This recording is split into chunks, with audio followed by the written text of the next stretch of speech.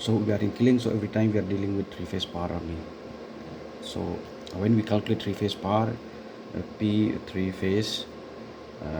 three-phase will be equal to your root 3 factor and then line voltage into line current. Okay, so this is the formula.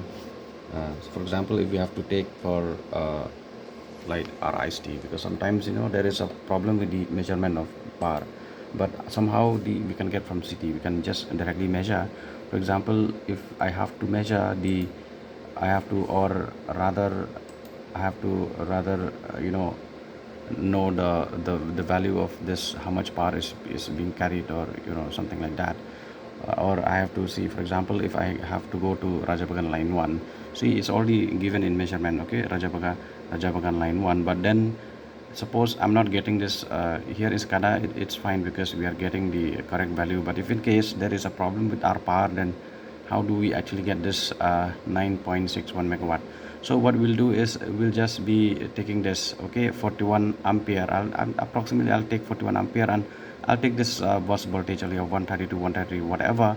Then I should be get 9.61 roughly, or 10 megawatt, like that. Okay, so let me calculate. So if I do this, if I open this, like I said, what was the power is, let me take current as 41, okay, for this Rajabagan line. 43 now, okay.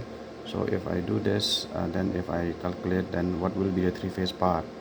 uh, the three-phase power will be, first of all, factor 1.73 into your line current. What was it?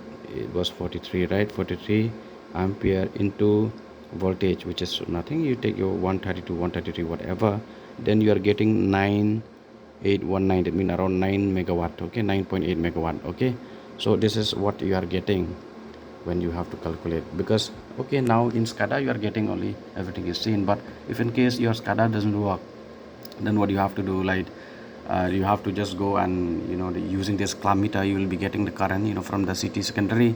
You will be getting the current. It will read secondary current, and it will be like but it will be uh, it will give you the value of 45.89 ampere, right? I mean, you have to just take the CT ratio and multiply. Okay, take the CT ratio and multiply, or in the BCU it will read like this, 46.6 ampere, and then multiply with this. You are getting, like I was getting around 9 point, which is very close to, because power factor also I'm not taking into consideration, 9.8 megawatt, which is very near to 10 megawatt. Okay, right? So this is how you calculate, and same thing can be done for other lines or CTs, for ICTs, and for 220 kV lines also. I'll just take this current and voltage and then just multiply by root 3 factor. You are getting the power. Okay, so it's simple. The formula is this only.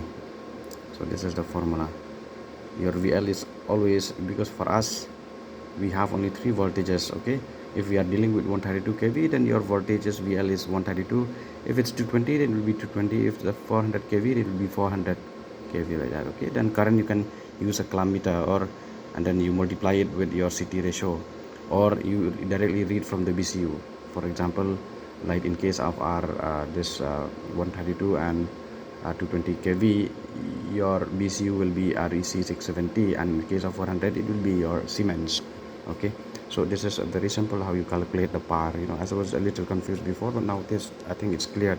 That's the same thing can be done for other switch, for other for rest of the feeders, voltage levels, and it will be applicable to all substations, not only in Pering substation, but it will be applicable to all substations.